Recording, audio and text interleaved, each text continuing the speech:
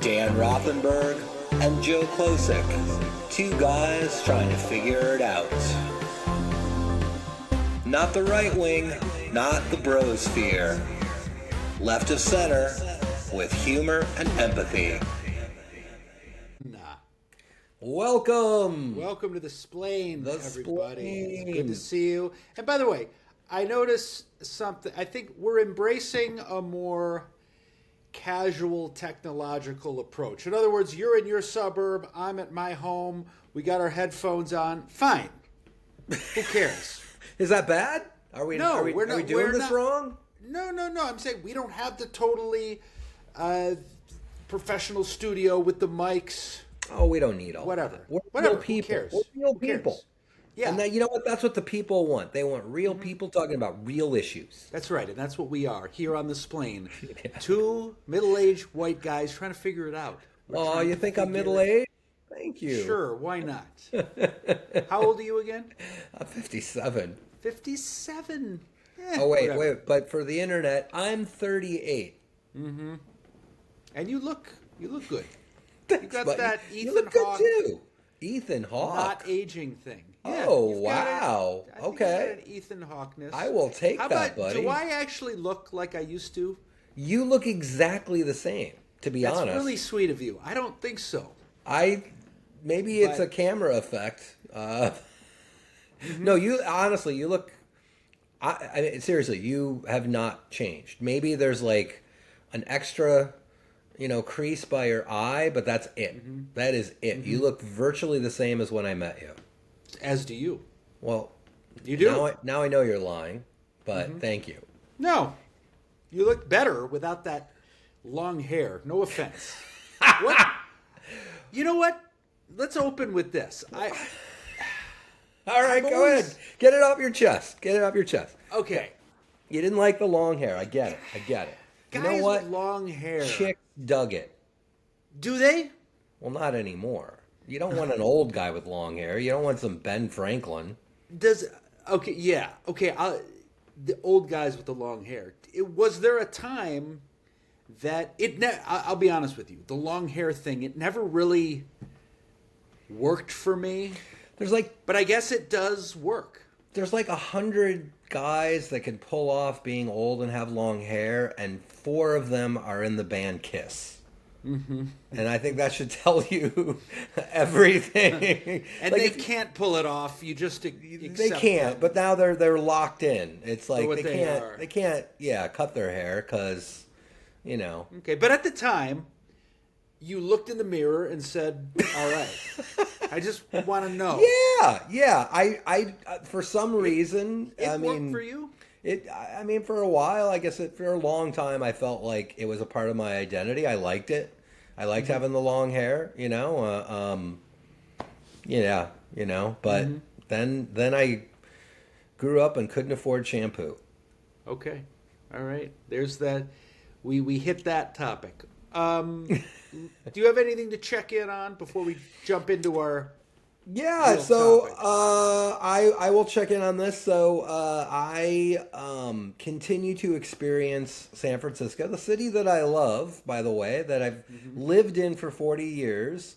That I used to live in. That you used to live in. Yeah. In the early 90s. The late 90s. Late 90s. Yeah. So, having a girlfriend that, she's more serious than a girlfriend. I mean, my partner at this point, but, we've been together for more than a year. And in the beginning of the relationship, she was coming into the city a lot. And, we're going into the city tonight to see some things. But it was interesting to experience the city through her eyes because it made me realize like a lot of what I was just taking for granted, or at least not letting myself experience because it's the unpleasant parts of the city. Suddenly I'm confronted with it. Like last week when we were in San Francisco, we're there in the city for 5 minutes before I have to push her on the sidewalk so she doesn't step in shit. Mm-hmm. And suddenly it's like, oh, I'm home, my city that I love, Yeah. And it's like, why is there so much shit? I mean, I don't see people dropping their pants and shitting. So But there's a lot. There's a lot so of much human shit that it's all like there's over. gotta be either like packs of wild dogs. And here's the other sad thing. You look at the shit and you go, that's not dog shit. I don't know why I need to know that. I don't know why I need to process it's that. disgusting. It's disgusting. There's no getting. That's one of those. The thing about human shit. That's one of those things. Even the Pacific Northwest liberal, open, non-judgmental person goes, that's just disgusting. And here's the thing. It's okay for me to say it's disgusting. But if anybody on Fox News says it's disgusting, I'm like, fuck you. Yeah. You don't know. Yeah, that's our shit, okay? Yeah. Yeah. All then right? you're eating that shit. Yeah. It's good. Off my shoe. You got a problem with that? What's wrong with that? I voted for that. Yeah. Yeah, but it's I mean, that's another weird conundrum, you know? Where somebody else points it out to you and like, how dare you? But I am experiencing, but that's the thing. Like, I realized like there was a part of my brain that was constantly scanning the sidewalk, and I just knew where to put my foot and to not step in it. But then suddenly when it's a new person who doesn't know that because they haven't lived out there, suddenly I'm that much more aware of it. And I'm like, oh God, yeah, there is a lot of shit out here, huh? Okay, so you're looking at it through your girlfriend's eyes. Yeah, because to her, suddenly you see it for what it is. You see the shit.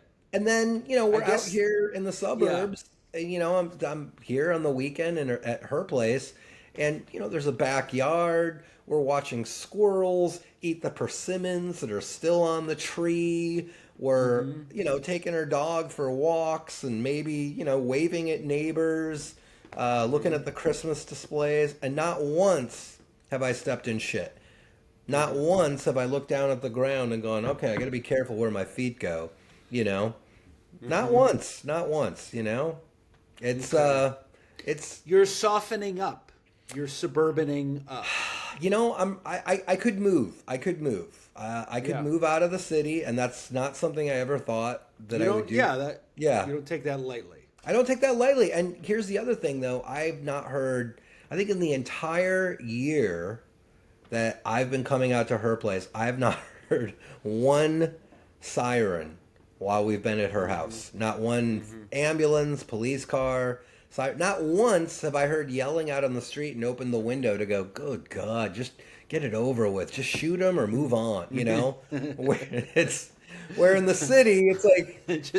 just the noise. Yeah, just the noise. Let's just shut up. Or, stop arguing. Just either stab them shoot them. Or cuff them. Whatever. Cuff them. Just get it over with, Yeah. I think, you know what, I hear you, and it's a conundrum because on the one hand, the suburbs, there's a reason the suburbs exist and that they're a popular destination. I get it. Yeah. On the other hand, they are a cultural vacuum. I was brought up in the suburbs, and they're an escape from reality. I mean, yes, but I think you have to provide the meaning, right? Like the spiritual vacuum, the cultural vacuum. Yeah, that's a real thing, but also, what's going on inside someone's home? Maybe they are, I don't know, lighting incense and doing Buddhist prayers or, doing whatever. I don't know. Or they could be, binge watching season 2 of Bridgerton, which is what we've been doing, which... I've never... Did you ever watch Bridgerton? Did you ever... I hear By the way, not to totally go off topic here, but... What's it called? Bridgerton? Your wife has got to have heard of this. What's it on? It's on Netflix, and the first season just exploded because it was like this fantasy of romance set in like 18th century England, and they've got all of these incredibly handsome men with crisp English accents, and finally getting alone with a woman. Yeah, she probably would like that. It doesn't sound like I would like it. Oh, no. Costume things, costume shows and movies with the.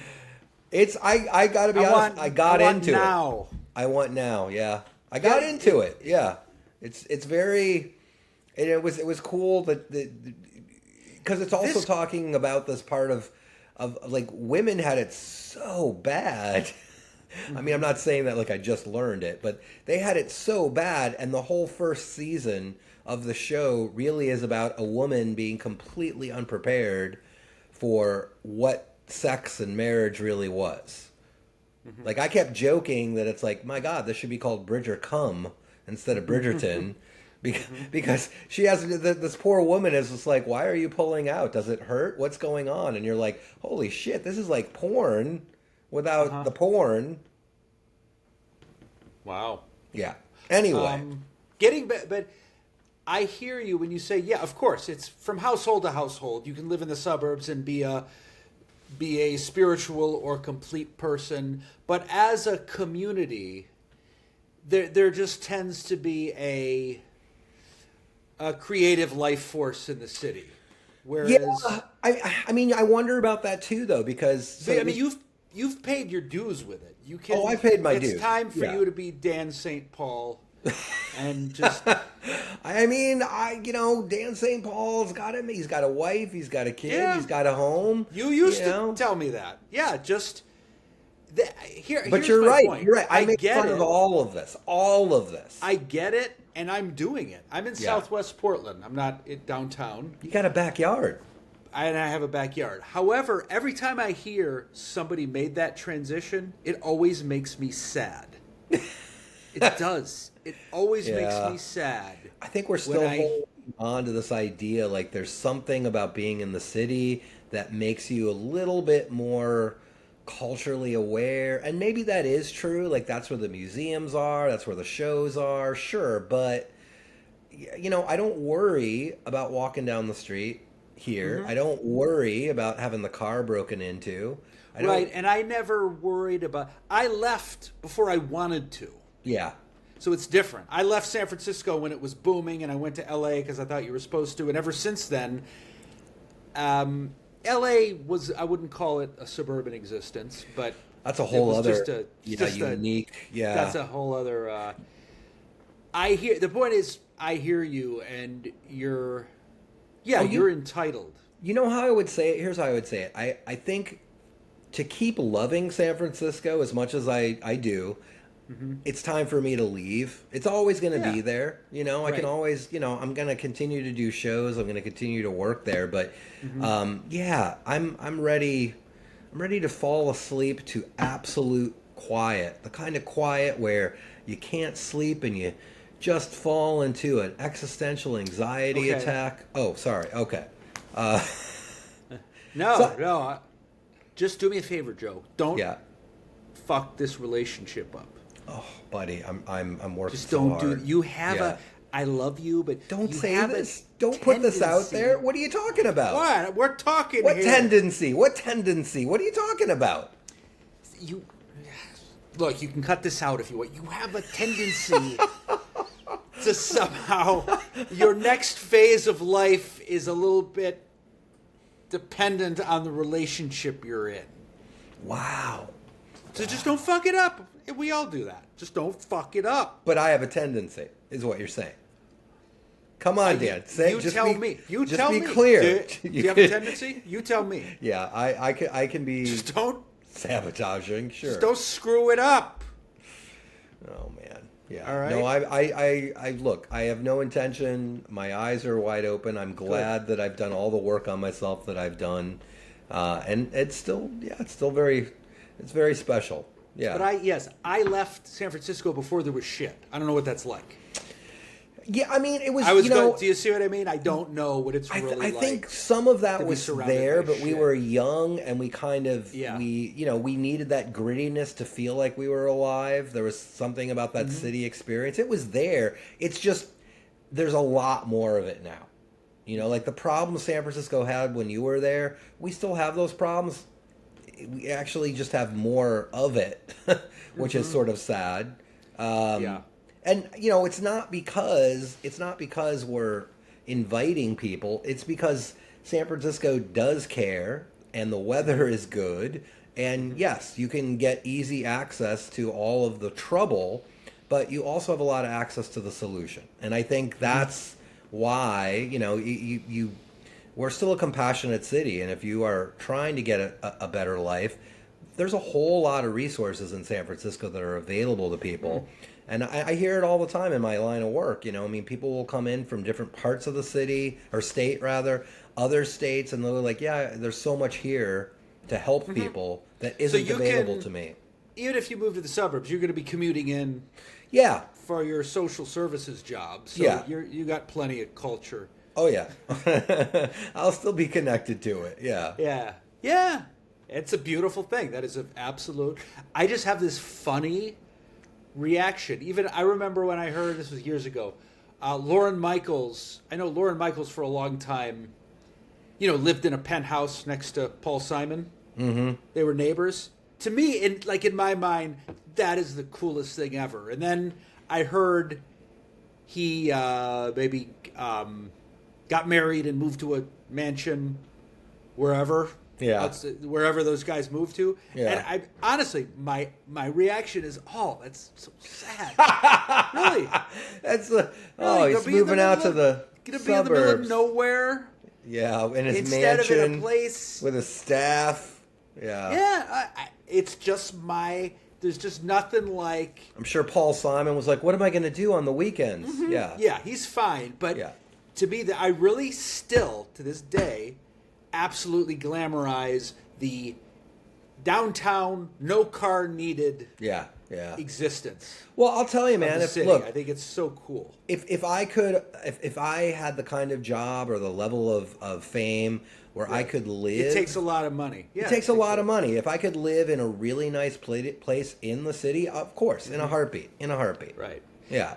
Speaking of that, I'll tell you a real LA thing, that I snap back into when I visit there, and I'm starting to enjoy LA more because LA is cool. I mean, I went there with my son and wife last summer, and my son, who is he's really into Marvel. He's a costume kid. He's, his eyes are bugging out as we're passing movie studios, and I'm like, yeah, this is cool. This is where it's all made. There's nothing wrong with that. No. I don't have to have this association with failure and. I hear you. Yeah. But L.A. to me, it's a real haves and have-nots place. So much so, yes. And you wake up every day and feel that. Yeah. There's something. That's real. Yeah, that's real. Now, I hang out with a bunch of guys, a bunch of dads, and so, there's some are physicians, some are whatever the fuck, some are me. I feel in general we're all middle class-ish guys. You don't feel the disparity. LA is always... Yeah, you feel it. You feel it. You feel like I'm really not doing well enough. And that just feels that way because there's so much money and status and showbiz in LA. It's very true.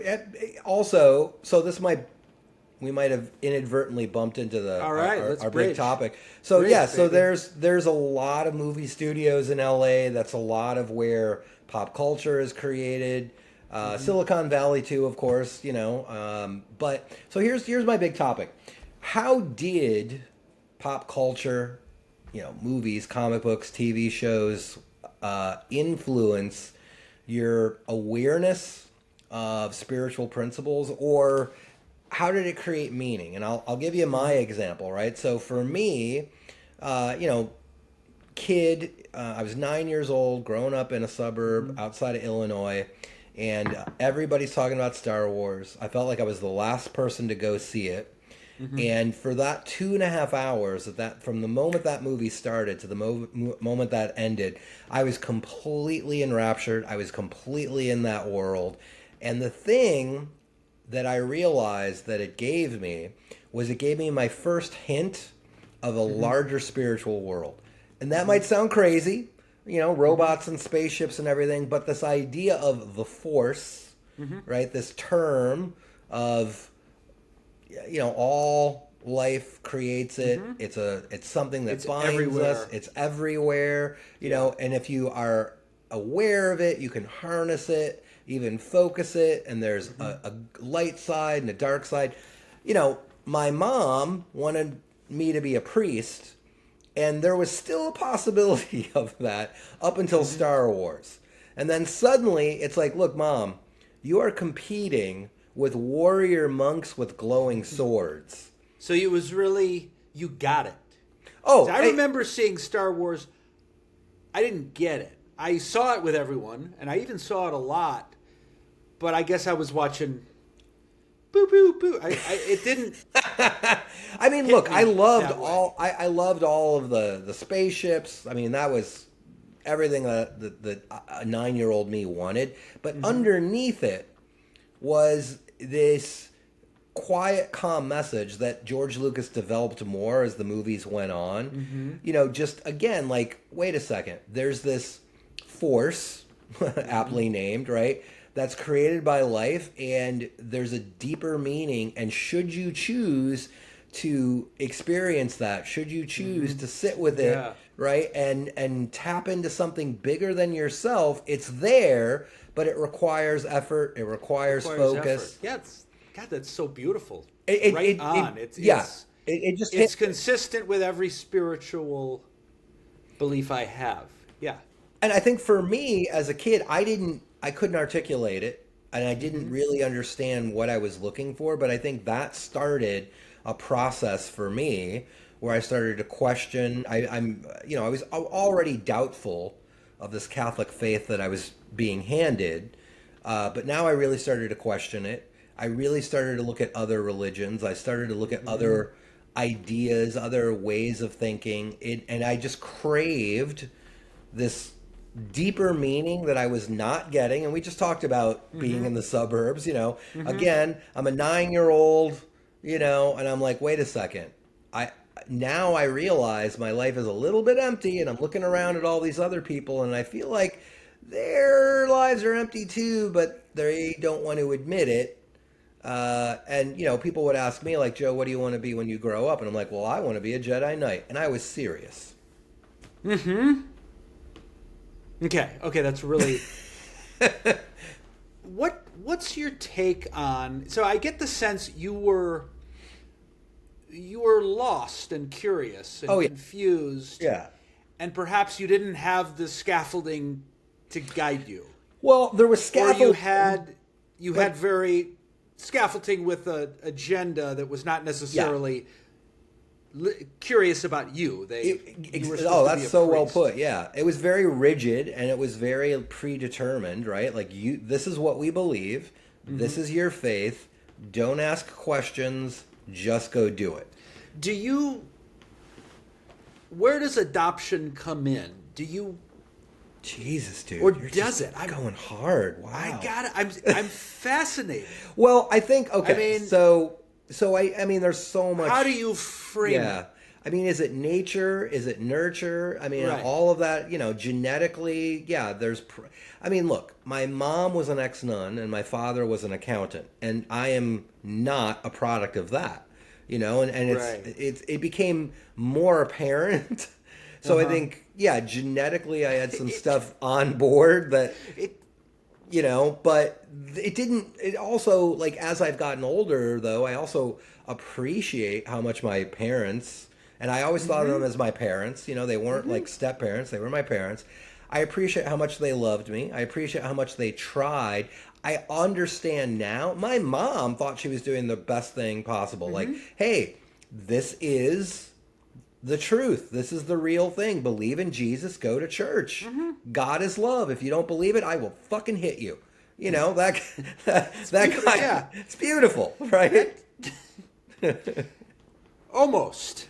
Oh, well, that was the problem. It was like, it sounded good So right until the last fascinating. part. But I mean, it was Because some kids kids are okay with it. So Well, I mean, I was okay. I never had a fascination to go track down my biological parents, right? I never, I know some people Ever? become, not really. I mean, I signed up, for 23andMe a long time ago, and every once in a while, I get an email saying, hey, we found a distant relative, but I keep waiting for that moment when it's like, hey, we found a brother or sister, or we found, it looks like this could be your mother or father, I mean, that's still a possibility, but it's not a burning desire in me like I know it is for some other adult adopted children.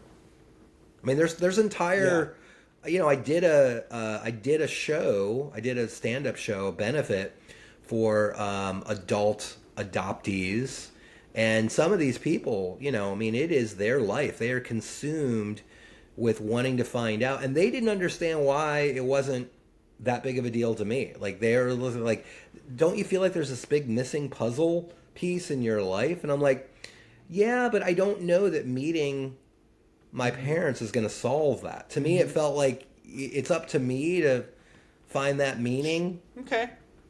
I mean, yeah, and of course your parents are good people and they did their thing like all of our parents and they tried. It just, I have to say, this is the impression I get.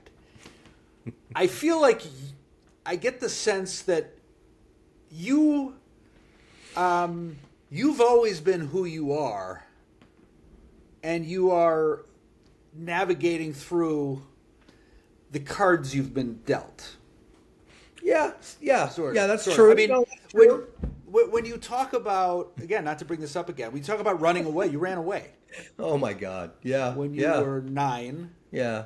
No, no, not when I And was 9. It was that was a little later in life, but okay, yeah, but yeah, I ran away a few times, but you know, I ran away as what I was 12, really. Like my plan was, oh, I'm gonna winter hiding in a mall, and then come spring, I'm gonna ride my bike to California.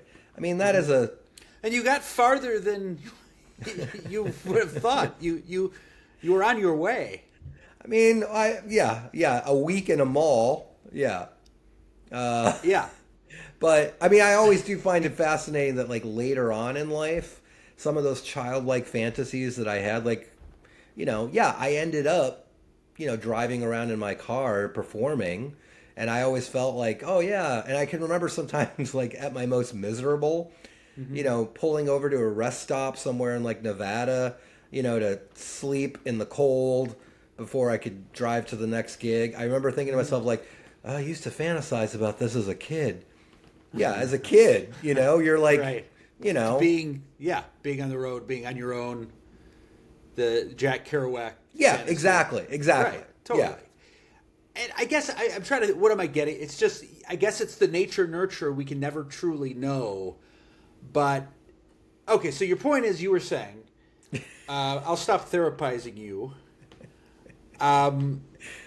Star Wars hit you for real. Hit your authentic self. Yeah, yeah.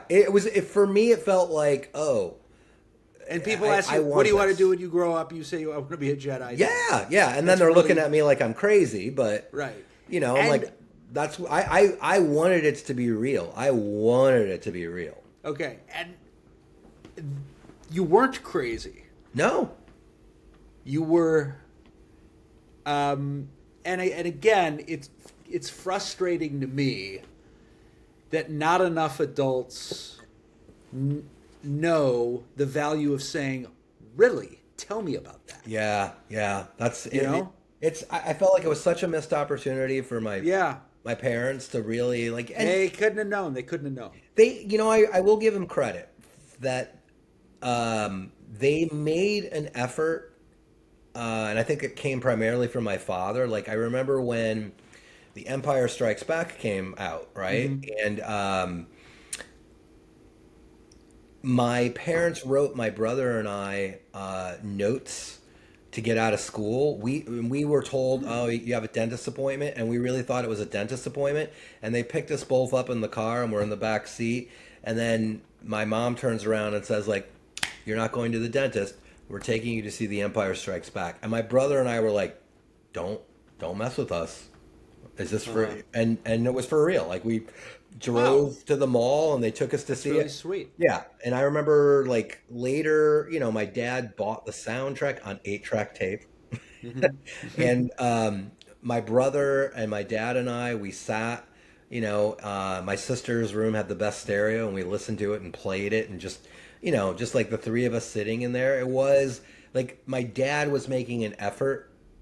He couldn't quite articulate everything, and he couldn't quite ask questions, but I think he could see like, well, this is important to them on some level. And I think it's more than just childhood fantasy. Like, I like to believe that maybe my dad saw we were hungry for more meaning, than religion in the suburbs was giving us, I don't know. But did you have anything like that though? Did you have I was any? thinking, and the movie that pops up that hit me. There's a lot I can choose once I'm in middle school and your prefrontal cortex is working, but you're talking about the piece of pop culture that just kind of grabbed you. And it Yeah, was yeah. younger, and it was Grease. Ah. Grease. I don't know. And I look back, Grease and John Travolta in general. Oh. You know what? Yeah. You know what? Oh my God. Yeah. Oh my God. Saturday Night Fever. Yeah. This conversation they're having. Oh, Far Out. I can't do it. So why'd you say it was Far Out? Because it sounded like Far Out, wasn't it? You still got Okay. it, buddy. His mainly Grease and I'm trying to think what, like, you've sort of crystallized it was a spiritual thing. But What I mean, was what it for what me? yeah, what was it for Grease that grabbed you? The best I can, it was just the coolest thing I'd ever seen. Yeah, Danny it was pretty Zuko cool. Yeah, was so cool. Cool, again, like what you're talking about with Star Wars. Cool beyond thinking it was cool. It just grabbed me. yeah. It completely grabbed me. And you've seen Grease? Oh yeah. Obviously. Oh yeah. There's that moment. So in the beginning, it starts off as a cartoon. Mm-hmm. Do you remember that? It's Yeah. Jeff Conway and John Travolta. And then you see Rydell High as a cartoon. And then there's that final bump, bump, dun, dun, dun, and Rydell High turns real. Mm-hmm. You know what I'm saying? It goes from, Oh, yeah. and I still get shivers. Wow. That feeling you get of the beginning of a movie you love. And yeah, it was the music, it was the way John Travolta moved. I mean, I don't know what because it's not like I grew up to be a dancer. But if you watch that movie and look at his precision and how he was such a perfectionist about his art and how he moved and how he danced. Yeah, I just Wow. I just completely loved it. Were you imitating him at school too? Were you doing? I think there was a Halloween or two. Of course. Yeah, where I was Danny Zuko. And I love disco. I mean, I love the Bee Gees. Yeah. Because that was... Who doesn't? Come on. Yeah, I remember, this is a bit that I never quite did, but like, those songs that resonate innocence to you? Because they happened before your life was ruined? You know what I mean? Well, they happen when your life was Yeah. thinking about the future and everything was expectation and you hadn't really experienced anything really, not Yeah. major love and major loss. Yeah. Yes, you didn't know yet. You hadn't Yeah. experienced maybe for me it was the divorce of my parents, but whatever broke my heart. And I just remember sitting in my mom's Pontiac Sunbird. The song, I Love the Nightlife was on. And as I recount this, I think why was everybody so surprised I was gay? It was this big surprise. When I came out, that's a whole lot, but it was I love the nightlife. Yeah. I like the disco. this part. I want some Action. I remember that. Oh man.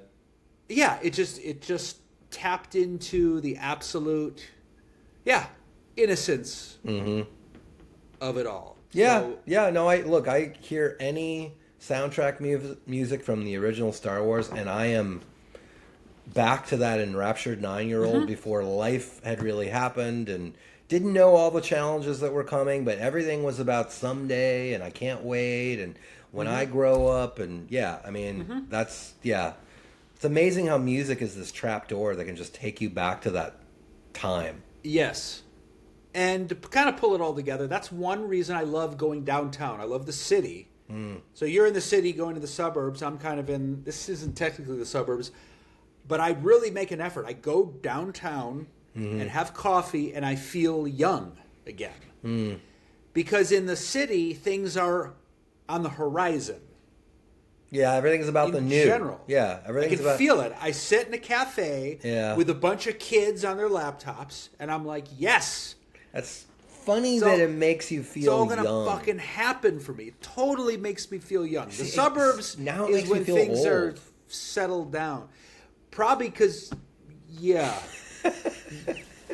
I can see that too. It makes me feel old, and it makes me. I mean, here's the thing that also not scares me, but makes me think of, okay, do I want to really turn older and still be in San Francisco? And I see old people out on the street. You know, they've got walkers or a cane, Yeah. and they've got their shopping Yeah. bags, and they're alone.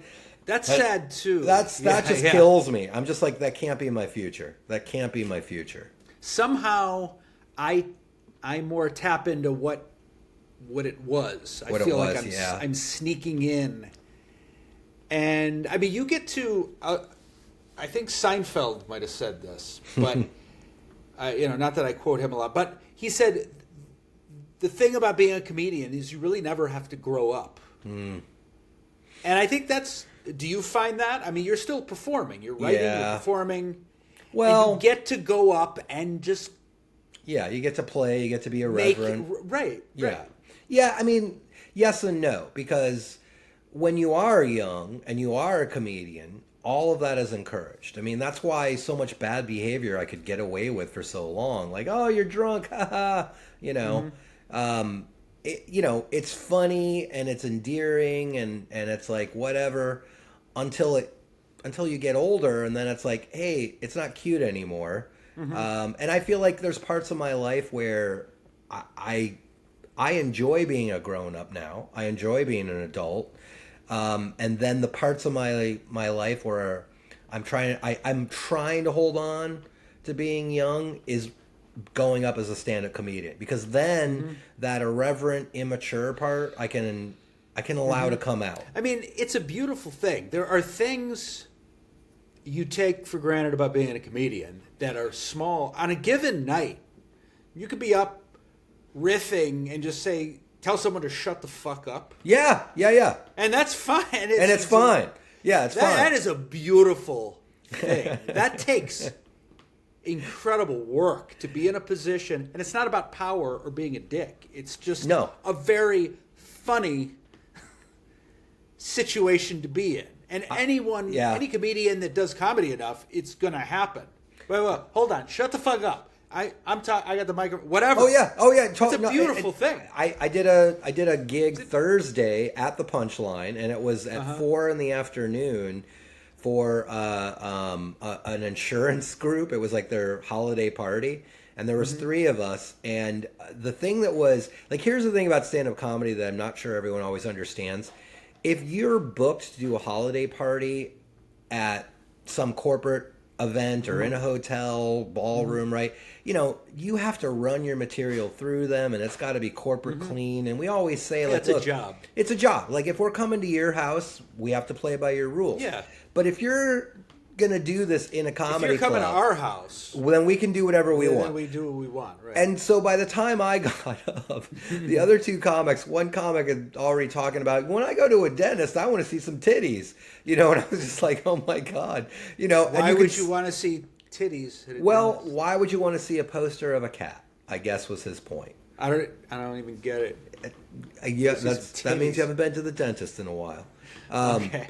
It just like it was so surprising to me that he was getting away with what he was getting away with, and I realized like, yeah, we're in a comedy club, and a big part of like, no matter how smart and thought provoking and socially aware I would like my stand up to be, there's also this immature, I'm going to press some buttons element that I still enjoy. And yeah, I ended up making fun of people. And there was one woman, like, what's the hardest, I asked, like, a general question to the audience, like, what's the hardest part of being an insurance agent? And this woman goes, the price. And I'm like, so you fucking know? You know what the problem is? And you're right. Like, in any other part of life, Right. No way. There's no way you could get away with that. Yeah, I mean, it's, and I feel that because I have this therapist hat on always. Yeah. Where I can't let it out. I can't just get real with people and say, yeah, of course you're fucking your kids up. Yeah. Yeah. Yeah, you're controlling, and you're giving them the same lecture over and over again, and they hate you. Wow. Yeah, that might solve a lot of time. So what would you have said to my parents if they bring me in and they're like, look, all he talks about is Star Wars. We really, he doesn't have to be a priest, but we want him to just participate in church. Listen to him and get curious and get into. You're allowed to have your reasonable rules of functioning. So yes, he's got to get. It's okay as parents to say you got to get B's and A's, or you got to try in life. But in terms of who you are and where your interests are, try to listen and be curious and support him, because then your son's going to have confidence in himself. This is what my mom would say to that. You ready? My mom would go, that's what a Jewish therapist would say. All right, we're done here. Really? Mike, get him. Let's leave now. That's all right. That'll be $180. And kiss my ass. That'd be perfect. All right. Because that's what us Jews do. Because I already charged you at the beginning of this session. Mike, did you know this? He already charged us. Why would you bring us here? And my dad would be like, what are you going to do? You want to get the kid help? I brought him here. Yeah, all right. Right. This is the guy that's supposed to fix it. So what would your mom? Is that what your mom would say? No, I'm teasing. I mean, she wouldn't say. No, but she was so. I've heard that before. I think the sad thing is my mom did not have any natural curiosity on her own, or because of her upbringing and how she was raised, it was just completely shut down, and for her, she had a way that you were supposed to see the world, and that was the lens that she saw everything through. I mean, every question we had about anything was always like, well, pray to God about it, or look in the Bible. And as we got older, my younger brother and I were just like, it's not even worth asking Mom anything, right? Because it got so annoying. It's very common. So what happens is when parents are maybe a little bit rigid about that in combination with the fact that developmentally kids are supposed to individuate from their parents. So even if you have, let's say you're a Christian and you have a kid that is your kid and buys into it and it works for them, they absorb the Christianity, you still have to let them go and be their own Christian. And fuck it, this is the splain. A mistake I think parents make is we think we need to be right all the time. And we think we need to tell our kids what life is all about. And what that translates to is a lot of times being very judgmental and negative. And let me tell you something, when you grow up, blah, blah, blah. Fuck you. What do I know? Yeah. What I can, I'm better off letting my kid grow and get confidence in himself. And again, you've got standards of trying and effort. But yeah, letting them figure out life and then come to me. Then they'll come to me. Yeah. Because I'm not just a broken record saying the same thing over and over again. That would have been nice. That would have been helpful. But well, on that note, on that kind of hopeful. It's hopeful. Note, I mean, yeah, if you're a parent and you got a kid who's coming to you, let them ask questions and be interested, right? Yeah. Yeah, and every once in a while say to them, "May the force be with you." Amen. I like it. May the force be with you. I got this one client. We close this way: live free and prosper. That's Is that right? Star Trek. That's a whole. I know. Why would you?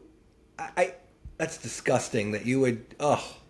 That is a whole other universe of belief and a whole structure and you know what, Dan? All right, I blew it. Anyway, we'll see you next time on the Splain. This one didn't work out.